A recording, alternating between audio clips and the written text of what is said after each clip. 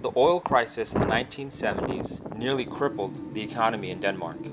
Over 80% of the energy was dependent on foreign oil. Cost of fuel skyrocketed. Lines stretched for blocks near gas stations. Buildings had to keep their lights off to conserve energy. But instead of temporary cutbacks, the leaders in Denmark decided they would become energy independent. I think on a larger scale, what strikes me is that the entire country is really organized around the principle of sustainability and making a difference in climate change.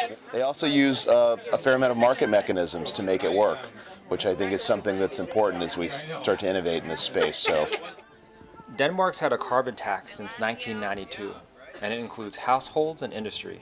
It's $31 per ton. As context, 1631 was about half that at $15. Registration for new cars? Also pretty high. 85% of the taxable value up to $28,000. Anything over that, 150%. So the most popular car in America, the Toyota Camry, instead of being $24,000, would be $45,000. To avoid the temptation of the government maximizing revenue, this money goes back to the industry as subsidies for environmental innovation.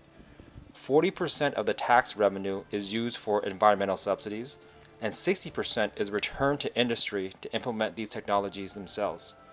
The government also offers 25% reduction of taxes to companies that sign up to the Energy Savings Agreement. On a side note, I do love in Europe that they refer to their subsidy programs as government schemes.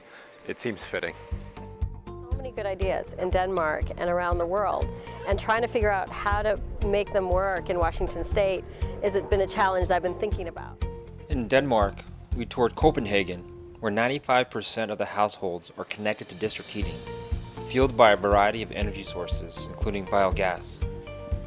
Kalundborg, which employs industrial symbiosis to reduce waste and maximize energy efficiency. Samsu Island, an incubator for renewable technology that is setting the vision for a fossil-free future. Aarhus, where university students are working on biorefinery innovations, and significant investments were made to encourage public and private partnerships. But how did they do all of this? They've incorporated the farmers and people who are affected by that change into their discussion, and governments. They're using teams, and they're using a process of inclusion and community from the ground up to try to solve these problems and understand impacts on people's lives and innovation. So it's been really powerful. Yesterday was with an island where they moved to entirely sustainable resources. And they've got individual farmers in different groups together to take ownership over the projects on a really small, local, micro scale.